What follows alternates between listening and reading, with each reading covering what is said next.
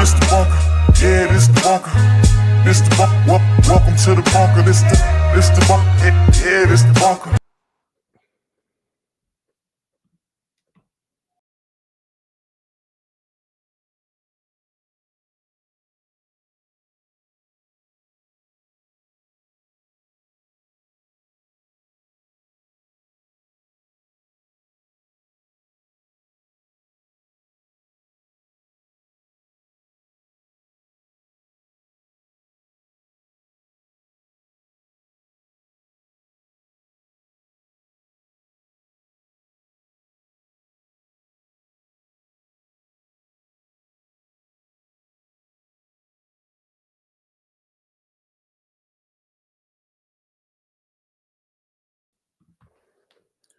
Good people, what's up? Let's go. Listen, happy Wednesday.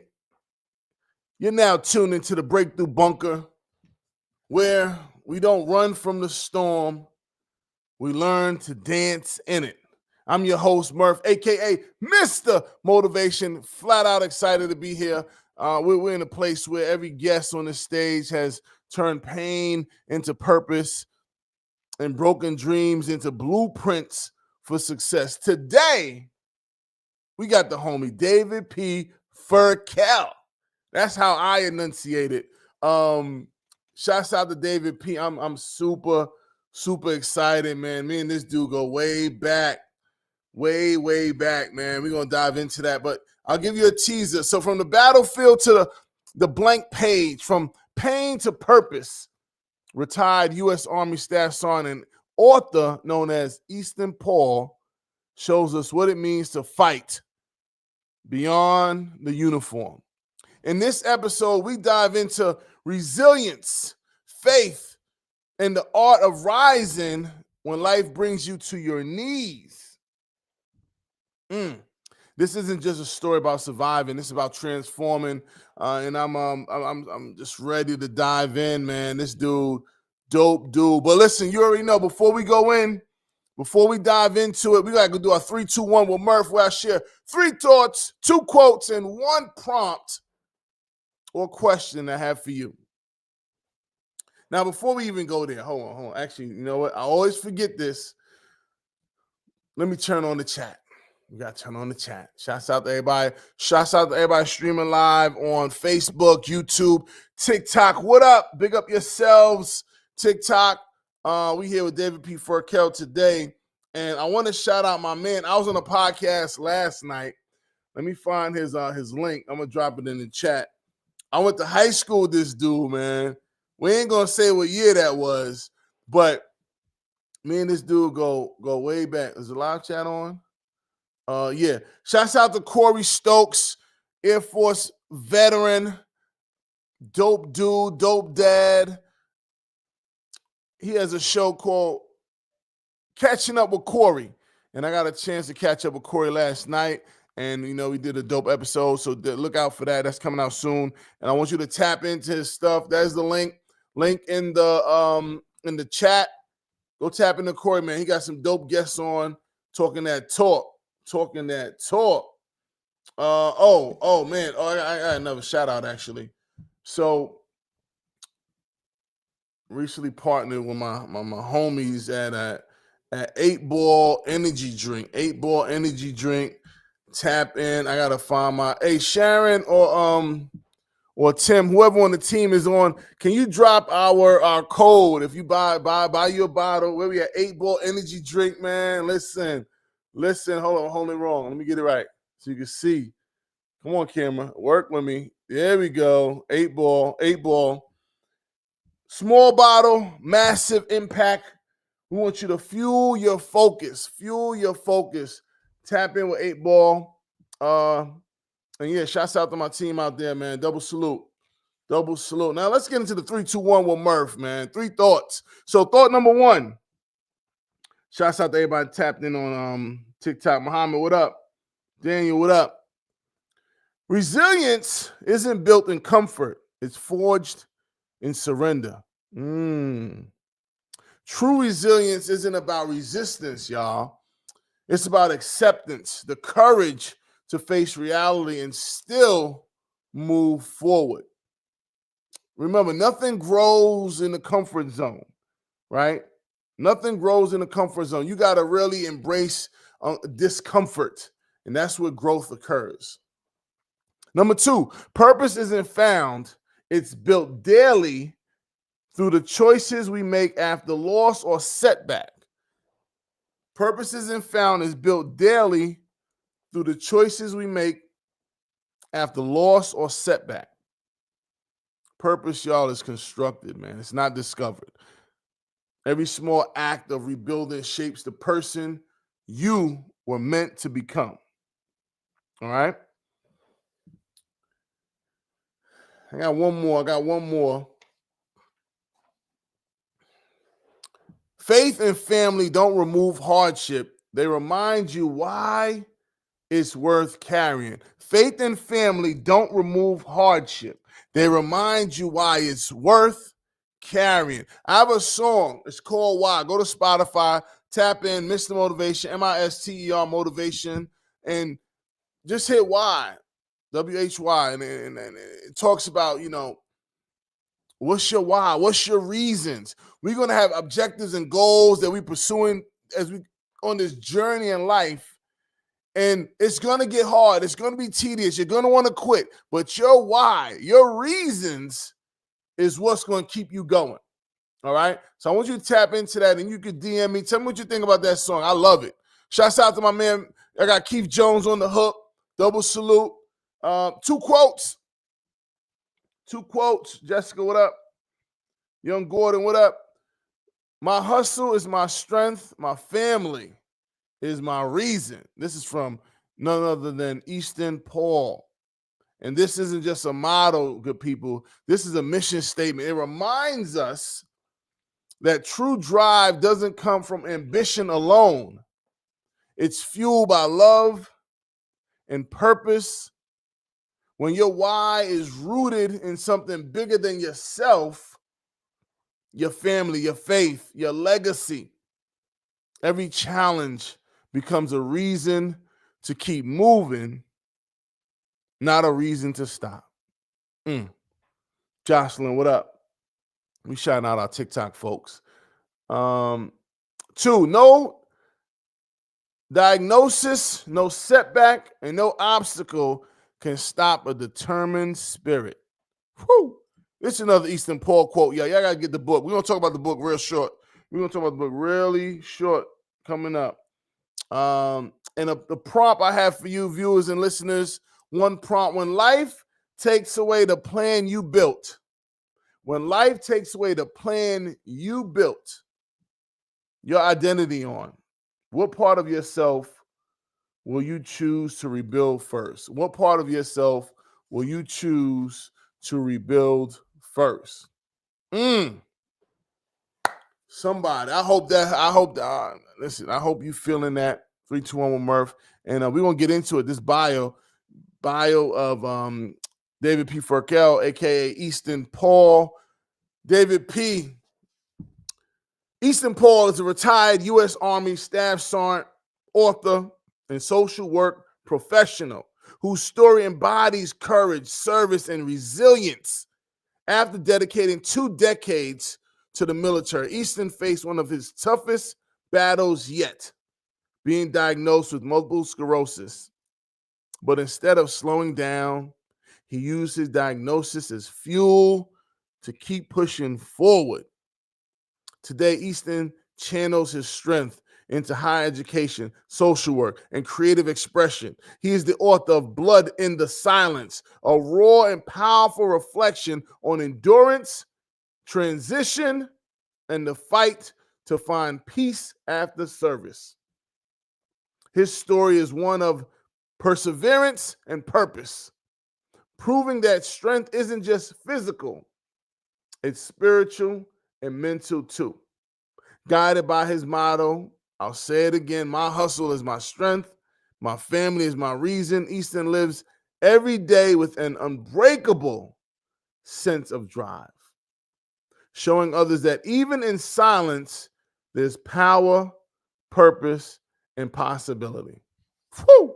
Ladies and gentlemen, it gives me great pleasure to bring the homie to the stage, Easton Paul, aka David P. Ferkel. What up, my G? What's up, my man? Man, you hype me up. I'm over here on cloud nine right now, bro. Yes. Let's go. How you feeling? I'm good. How you living? Bro, listen, I am. I always tell people I live the dream. I know a lot of people think that's a catchphrase, but David P, it's true. You know, I've dreamt some stuff up, and I'm living it. Before we get started, David P, tell the people how you know Murph. Oh, how do I know Murph? It's been a long time. What? 88, 98, 99? Back at Fort Leonard Wood? Buddy. A young Murph came into the S1 shop. I think you got hurt. Yep. And so they put you in the S1 shop, and young David P was working in there, and I don't know, I think we clicked and hit it off, and basically, yeah, our time in the S1 and at Fort Leonard Wood. Yeah. Good time. Damn good time. Listen, David P, so what he's not saying, he showed me the ropes. I didn't want to brag. Yeah, I'm gonna brag for you. I'm brag. This platform is to showcase you, brag on you, and I'm gonna give you flowers. I was in the multiple. I was working on heavy construction equipment, got injured, back surgery. So before back surgery, I was in S1. I got reassigned. And David P was just, he was my guide. He was, my tower. He just gave me the game. That tough love. But he taught me right, you know what I'm saying? And I fell in love with the S1 way of life, the admin way of life. And I appreciate you, my G, for embracing me, all that tough love got me right. Then, fast forward many years later, I was running the S1, and I think it's that foundational knowledge base that you kind of, imparted on me, shared with me, instilled in me. And I appreciate you for that, my G. No problem, man. You know what? Someone showed me the ropes when I first started, and you gotta keep it going. Like, so let's dive in, David P. Why'd you join the Army or the military anyway? True story. So I'm gonna tell you the story. So I had a buddy at the time. He joined the National Guard, and then he tried to convince me, and I was like, okay, let me think about it. And I mentioned it to my dad. And he told me that I would never make it. If I joined, I would never make it. So on that, with him saying that, I think the next day I went to the recruiter and said, let's do it. And then, so I did it to prove him wrong. Wow. And every time I got promoted, every time I re-enlisted, the first person I would call would be him, just to say, hey, guess what? I'm doing it. I just got promoted, or hey, I just raised my right hand. I'm doing another 3 years or another 4 years, just to rub it into his face. Yeah, was I being, I was just being a butthead. Yeah. But just say, hey, look, I'm doing it. And then that person that he said I would never be like, which was my friend, the day he got out, and then I think 3 months later, he was doing time in prison for stealing stuff off of police cars and stuff like that. So I had a call, like, hey, I re-enlisted again, Dad. Guess what? I just made E5, Dad. Hey, how's so-and-so doing? Oh, that's right, he's in jail. And then I would just hang up the phone and just let it be. But yeah, but no, so I joined just to prove somebody wrong that told me, hey, you can't do that. So that's always been my drive. You tell me I can't do something 9 out of 10 times, guess what? I'm gonna go out and I'm gonna do it just to prove you wrong. So David P, what was your relationship with your dad prior to even going? How'd you grow up? So I'm a mama's boy. So our relationship wasn't that great. So when I graduated from high school, I was living with my aunt, and once the day I graduated, the next day, her husband at the time kicked me out because that was our deal. Until I graduated, I could live with them. So I stayed with my dad for a little bit until I joined the Army, and then, yeah. So recognizing you had a unique relationship with Dad, how did that influence or impact you fast forward in life? You are now a dad.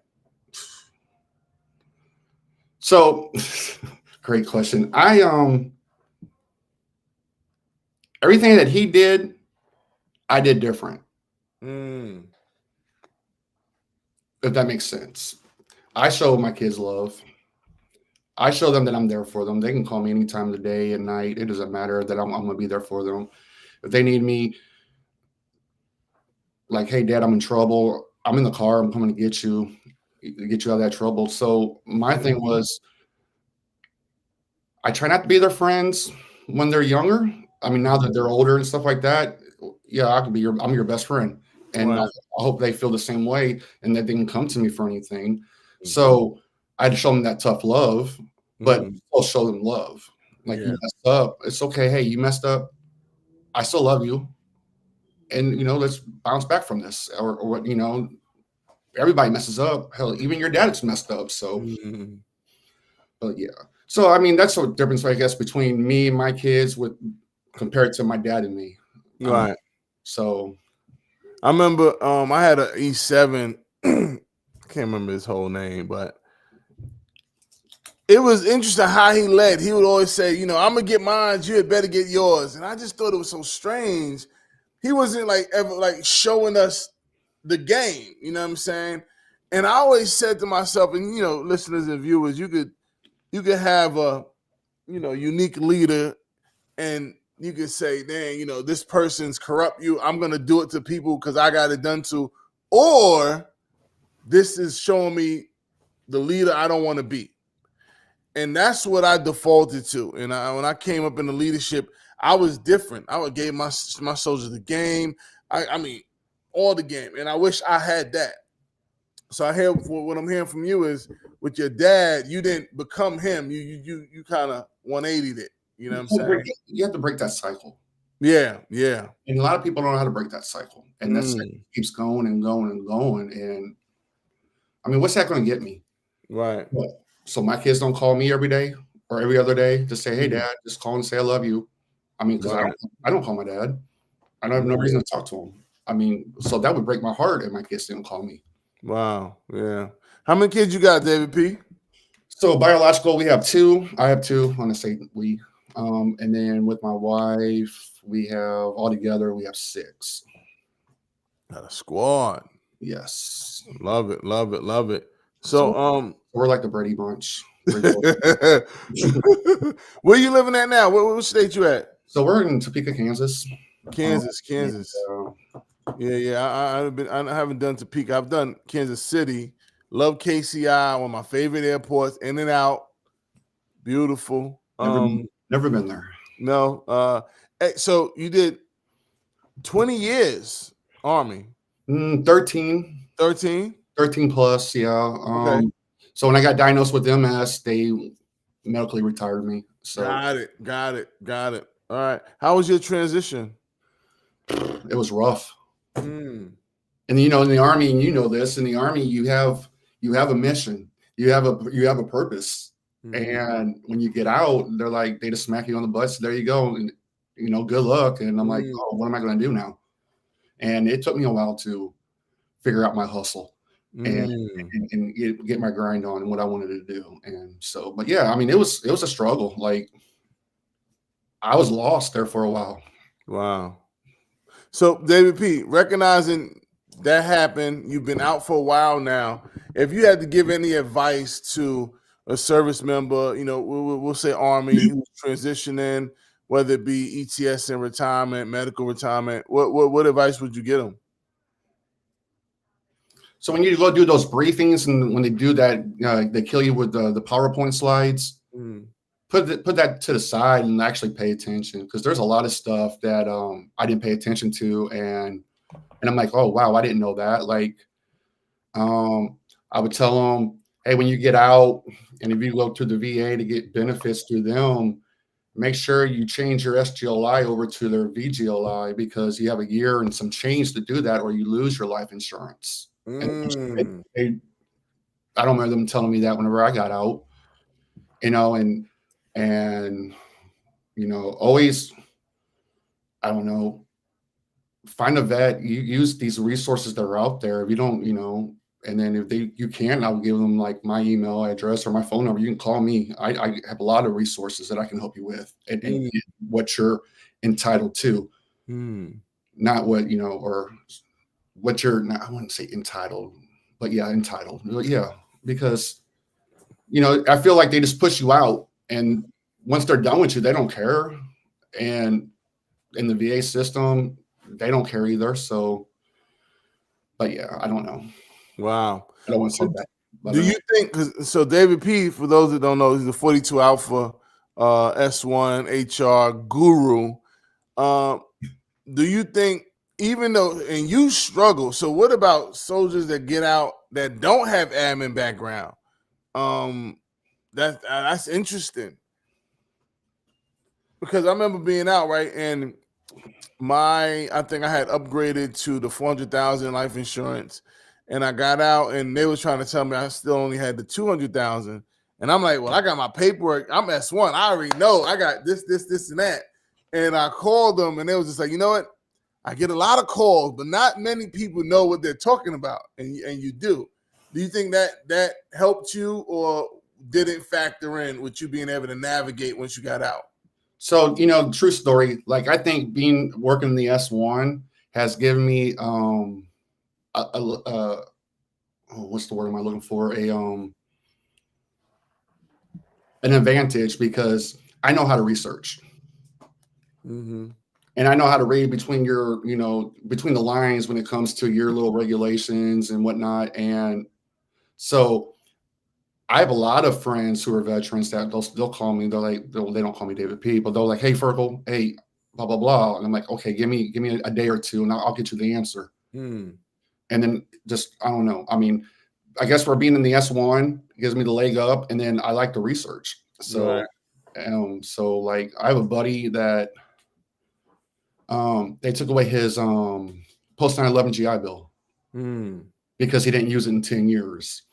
And I was like, wait a minute, you're under medical care for 6 of those 10 years and you couldn't use it. And then so I helped him fight it. And he actually, matter of fact, he called me last week and said, hey, I got my benefits back. Thank you. Wow. Because, nobody else was fighting for him. Like the VFW wasn't fighting for him. I got him in touch with his state senator, and then they helped too. So it was probably more them than me, but right. I mean, they have more power than me, but yeah. But yeah, so he got his stuff. And then I have other buddies who call like, hey, blah, blah, blah. I'm like, hey, so, give me 2-3 days. I got you. Man. So David P., 13 plus years, medical retirement. What you been up to, man? What you promoting? What you got going? How can we support you? So, what I got going? Basically trying to finish this undergrad for social work, as you mentioned in my little bio that you read out there. Writing a book. I finished my first book, Blood in the Silence. I'm working on the second one's ready to go. It's called Porch on I forget the name of the street, but it was one of the streets I lived at, and when we lived in Leonardwood, my second time there. And that book there is about so I took the main character's wife in the book, and she's got her own stories where she helps people sitting on her porch when they come up, and she helps them with their problems and stuff like that. And we talk about, unfortunately, domestic violence in the military,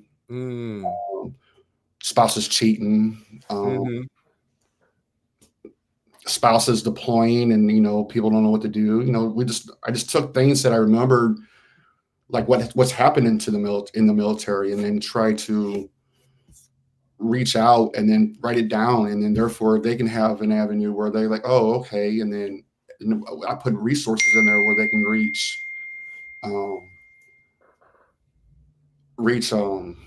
so they can reach out and get the help that they may or may not need.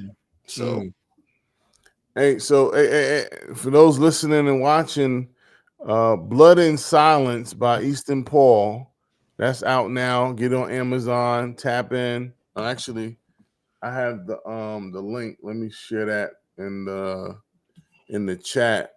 So So what inspired you to go into the author realm, David P? To be honest, I lost my mom.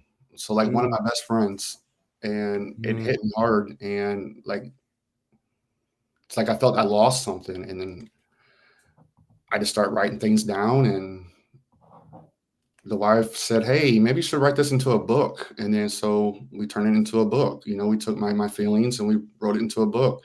I mean, we switched some things around, but for legal issues that's going on right now, so therefore I just changed a few things here and there, and then I always loved my military background. So I brought a lot of my military friends to come and do a military mission in this book. And the second book, I reached out to other people like you, and we do like, you know, Murph's going to have a part of in the book. And Right. so, but yeah, so basically it was for me to heal.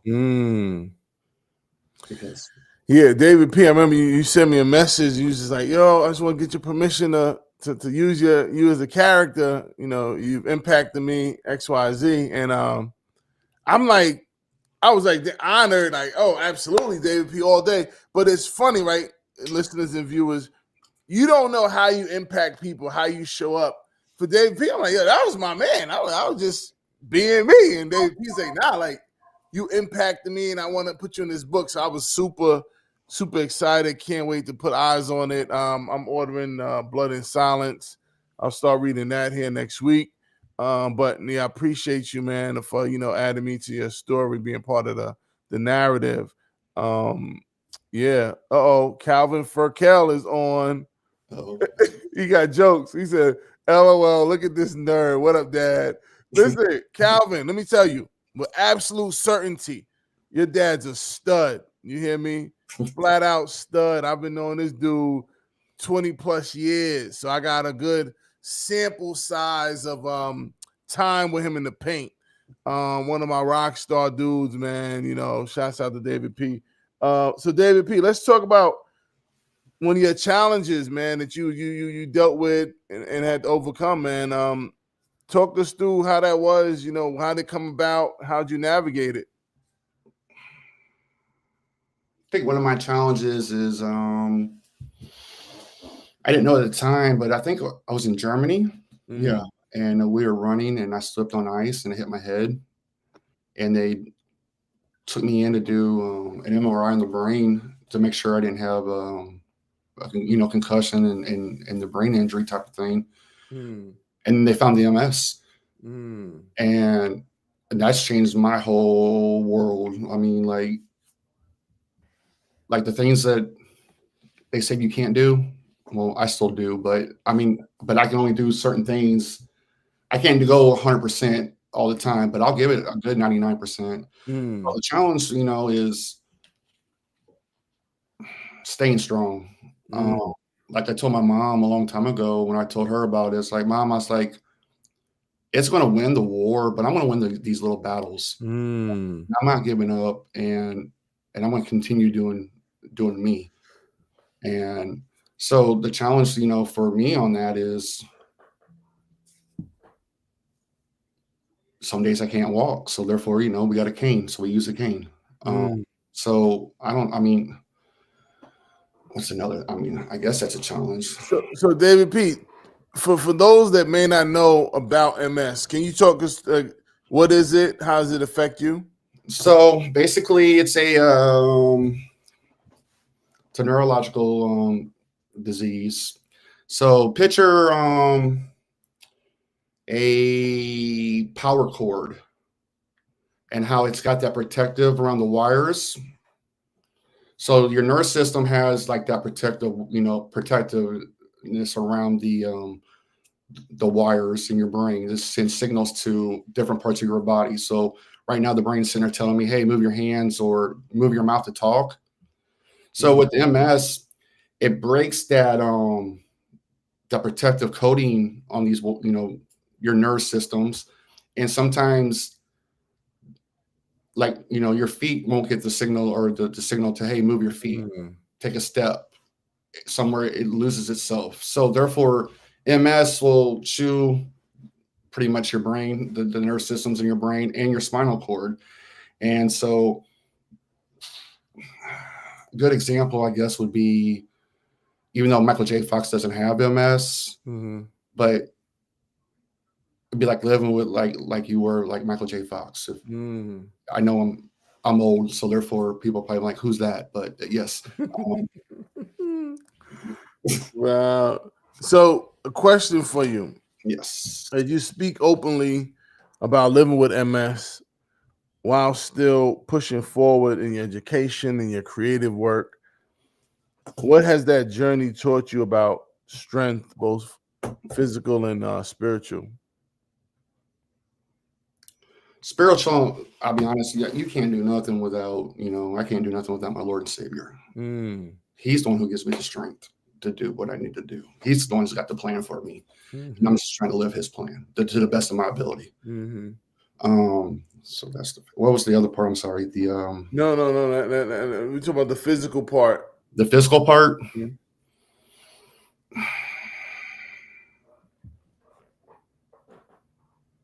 The physical part would have to be, I don't know. There's the stress, and then with stress with MS, it messes with you a lot. So the physical part on that would be try to stay stress free. Stress free, yeah. So what does David P do for self-care? Video games. Okay. I have 3 dogs. We go for walks whenever it's nice. I write. Family, but yeah. So David P, having gone through, and I'm not super smart on MS, but having gone through it and pushing through, not giving up. If there's someone that recently got diagnosed with MS and this is now their new journey, what advice would you give them or insight, having been someone that has it as a lived experience? So my son, his uncle got diagnosed with MS, and I gave him a book called MS for Dummies. And I said, hey, read this. And I was like, but don't give up. I've seen so many people give up and their health goes down, and then they're in a wheelchair or they can't walk at all, or they're just bedridden. So my thing is, and I hope nobody ever gets diagnosed with MS, but if you do, or any illness, don't give up. Keep fighting. Because once you give up, it's over. I mean, that's how I feel. And find a good support system. And and use that support system. They're there for you, and maybe you can be there for them. They need help. But yeah, just keep fighting. I mean, that's what I've done, because that's what they teach you in the Army. Yeah. Suck it up, drive on. Rub some dirt on. Yeah.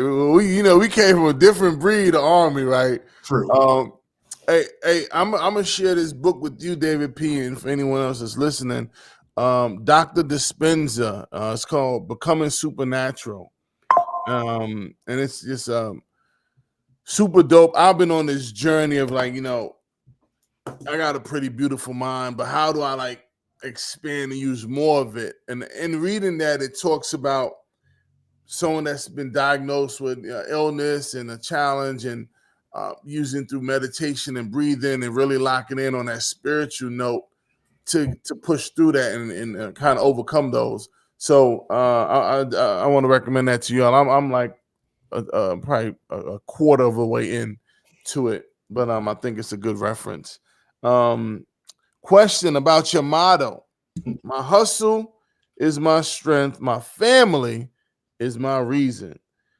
How has that motto helped you navigate transition, fatherhood, and purpose after the military? So let's break it down. So my hustle is my strength, right?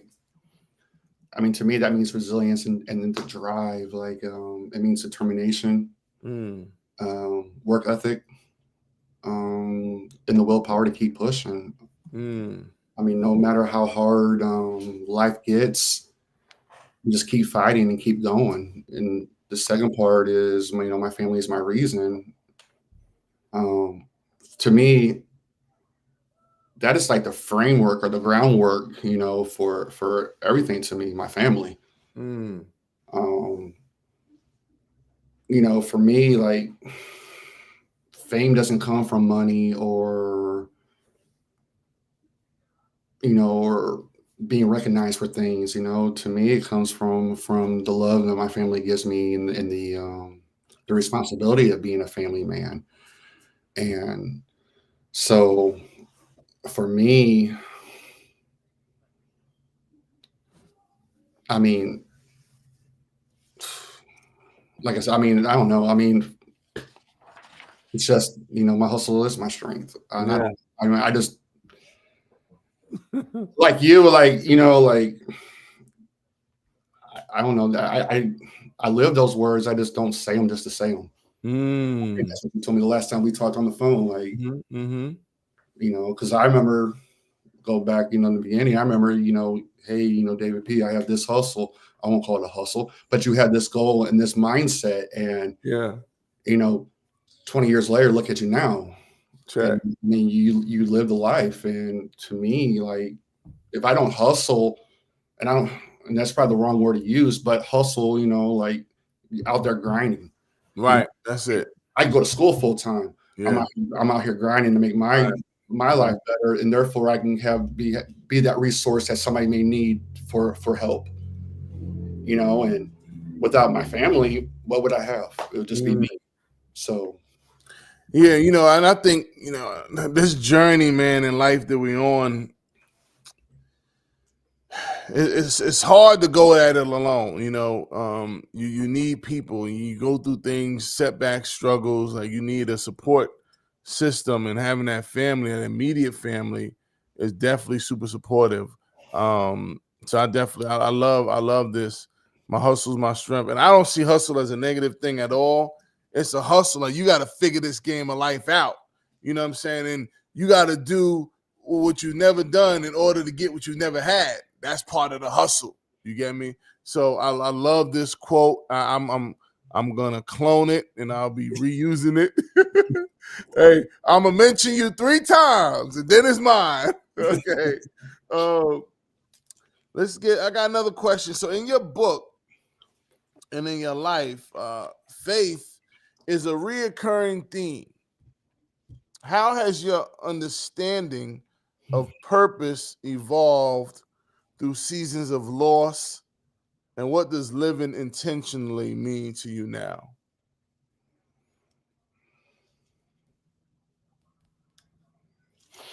with my loss, I think there for a while, and it might still be true today, but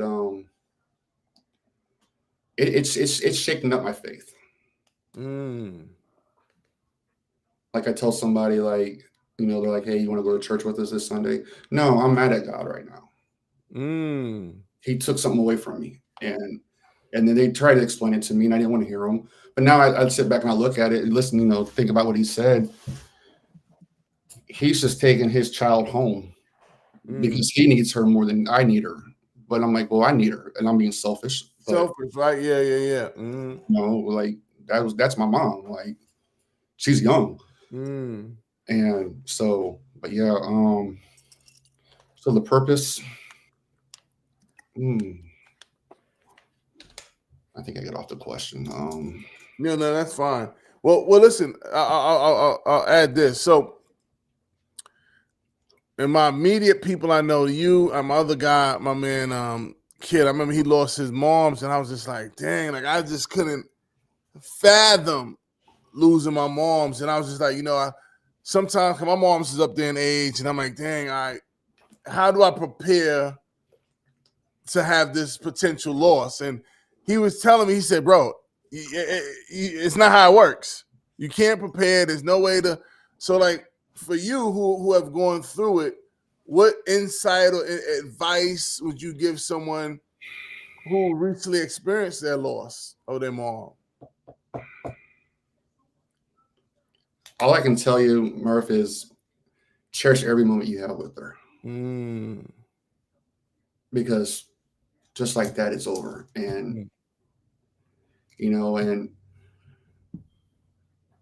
I tell my brother and sister I'm lucky because I still have the last voicemail she sent me, and I play it all the time so I can just hear her voice. Wow.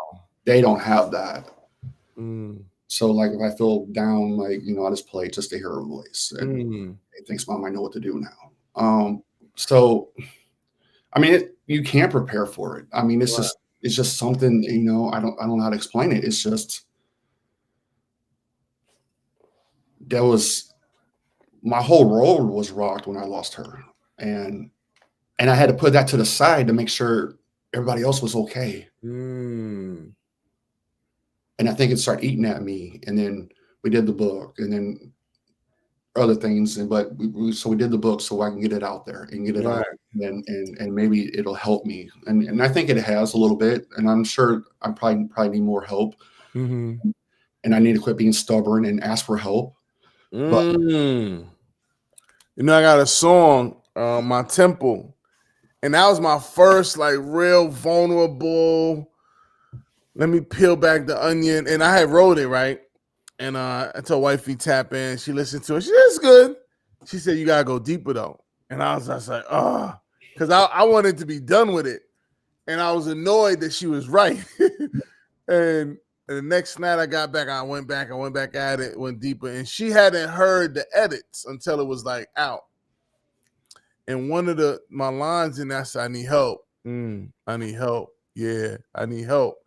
And that's something as dudes, we just not accustomed to. We'll figure it out.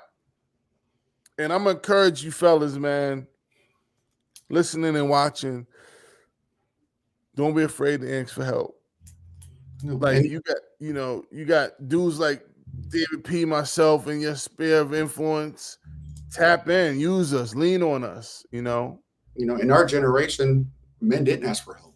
No. It was a weakness. And now I'm like, no, quit. My wife will sit there and said, it's okay to cry, baby. It's okay to cry. I'll cry when nobody's around. Right.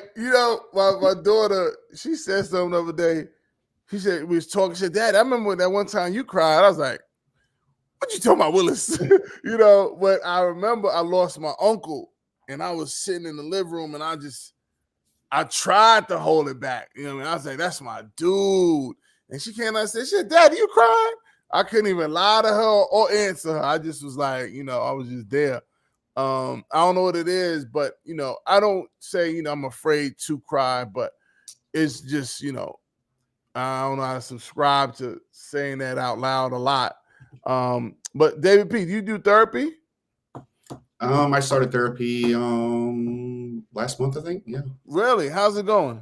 It's going all right. He's still trying to build that rapport with me, so we're still building that rapport stage. So and you're a rock. So good luck, therapist. Yes. David P is a rock. I mean, good Lord, he about to earn his money. Wow. It's a question. Vulnerability. It's the birthplace of courage. When was a moment or the moment you chose to stop hiding your struggle? And how did that choice change the way you love, lead, and live?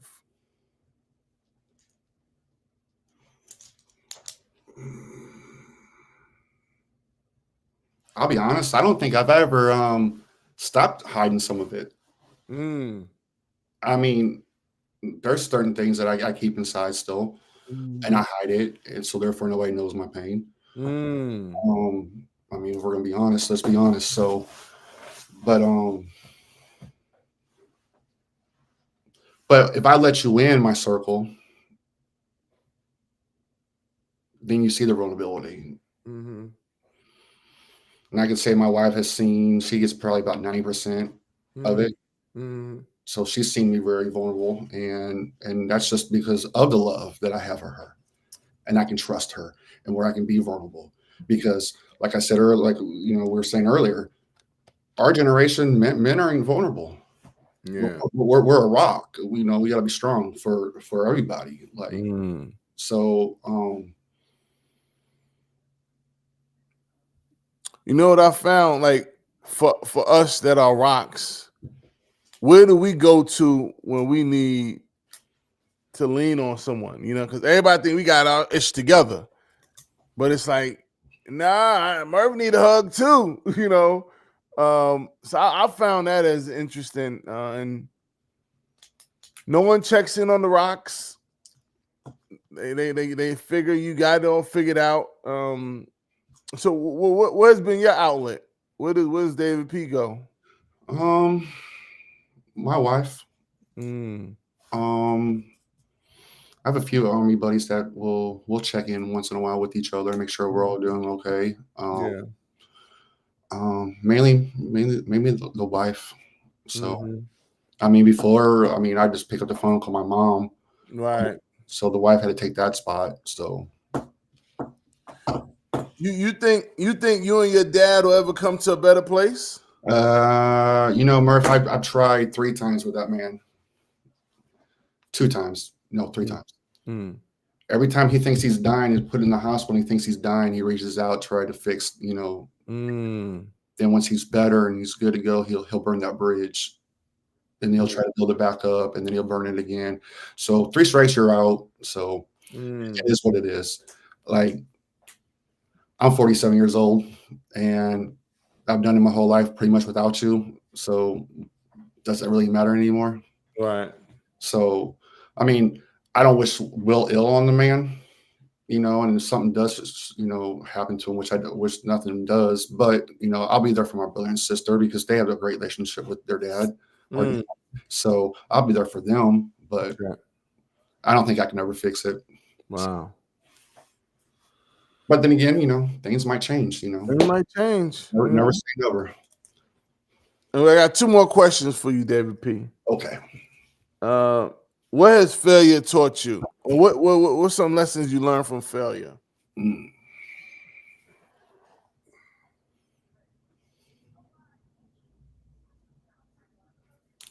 think failure's taught me I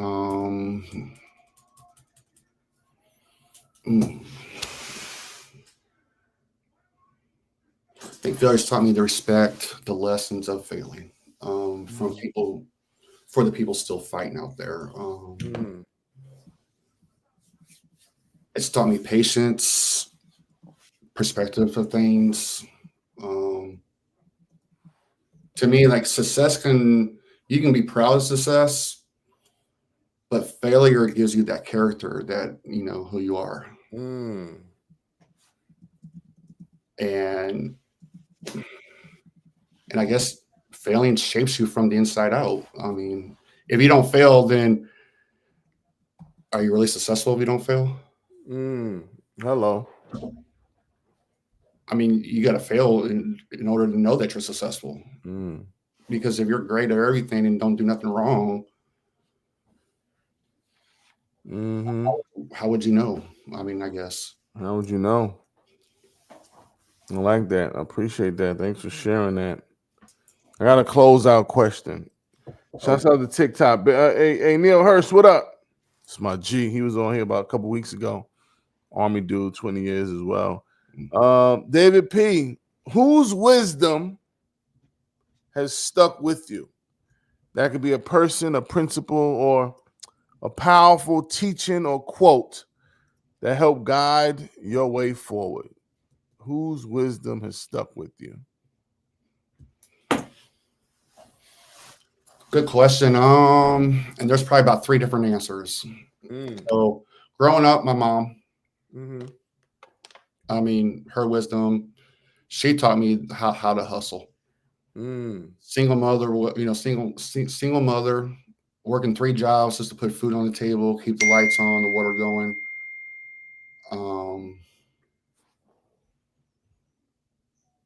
You know, so she's taught me what you need to do to make it, you know, that the hustle.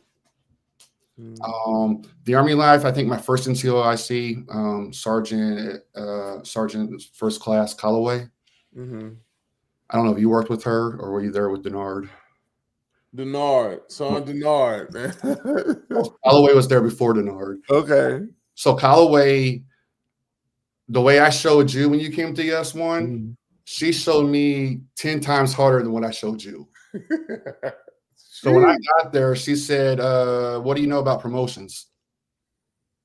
And I'm like, nothing. She's like, okay, well, go find the regulation. Wouldn't tell me the regulation that covers promotions. You had to go find it. And then I was like, okay, I found it. She's like, okay, start reading it. Just like that. Just like that. She's like, you won't do nothing until you know it in and out. So I give it to her the way I was in the S1. That's because of her and her teachings, because she just could throw me into the den and, you know, the lion's den and like, okay, you know, it's up to you. But she's like, okay, now read it. And then she'll ask me questions. Oh, you don't know that? Keep reading it. Read it again until I knew, you know, the promotion system.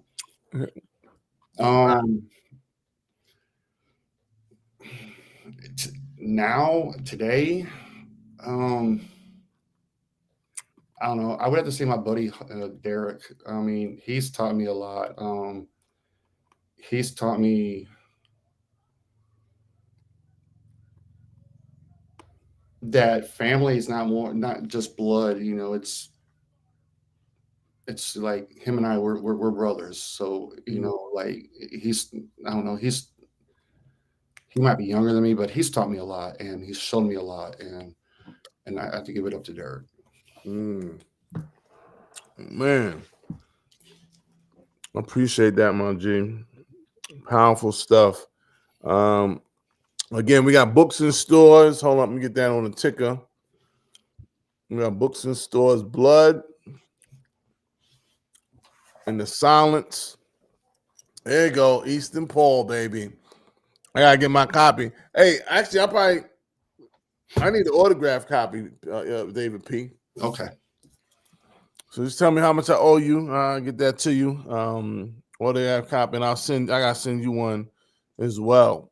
And the new book, when's that coming out? When's that scheduled to come out? So right now we are getting ready to go get it copyrighted, and then I'm debating if I want to, and I'm probably going to go this way, go buy my own ISBN numbers. So therefore, I don't have to rely on Amazon, and therefore I can sell it online, start, you know, create our own web page, so we can sell our own, you know, the book.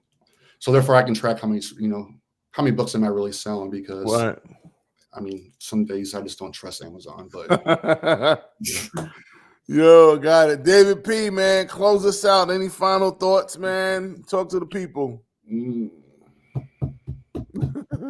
Final thoughts. You know, whenever life throws you a curveball, just, you know, like we said in the Army, just adapt and adjust, and you know, and get your footing right again, and just keep going forward. Don't look back. Just, you know, like Jelly Roll has said, there's a reason why the rear view mirror is small and the windshield's big. You keep moving forward, and yeah, you can go look back and like, okay, I moved from point A to point B, but you know, keep looking at point C and D, and just keep moving forward. Just don't keep moving forward. Yes. Take the hill. Yes. Cover me while I move, battle. My man, David P. Ferkel, a.k.a. Easton Paul. David P., been a flat-out pleasure, man, connecting with you. Any way I could be of service, you know, hit me, brother, hit me, and let's keep building, all right? Let's do it. Hey, thank you for having me. I appreciate it, even though I was nervous this whole time, but thank you. You a G, boy, huh? I still got nervous.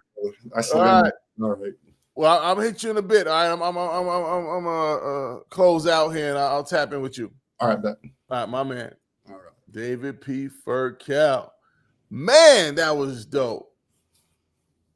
Oh man, hold on. Woo! Another one, y'all. TikTok, what up? All right, listen. That's a wrap, good people. If this spoke to your heart, share it forward. Take a minute to reflect on the 3, 2, 1, and remember your action item. Take one bold step forward. Let's stay connected and keep building. Follow me everywhere. My speaker page on IG and TikTok. MISTER Motivation. The O's are zeros for zero excuses. For that motivation music and inspiration, IG Mr. MISTER Motivation Music. TikTok Mr. MR Motivation World. Grab your copy of Unbreakable Valor, Triumph Through the Soul of Resilience. All right, link in bio. Join the movement, free community. We got the men's mentorship coming 2026. Tap in for those stuck, stalling, or starting over. We're going to build confidence, establish consistency. All right. Subscribe to the Breakthrough Bunker newsletter and tap in for that weekly dose of motivation. Remember, nothing changes if nothing changes. Nothing changes if nothing changes. Stay resilient and do remember, good people, it is all about you. Dig me. I put it on my Hood grown, NY, Brownsville, Bed-Stuy. I done came from the lowest lows, still walk with my head high. All my life, I've been through it. Made it out and I'm getting to it. Can't tell me I didn't do it. No passing L's. I put it on my Hood grown, NY, Brownsville, Bed-Stuy. I done came from the lowest lows, still walk with my head high. All my life,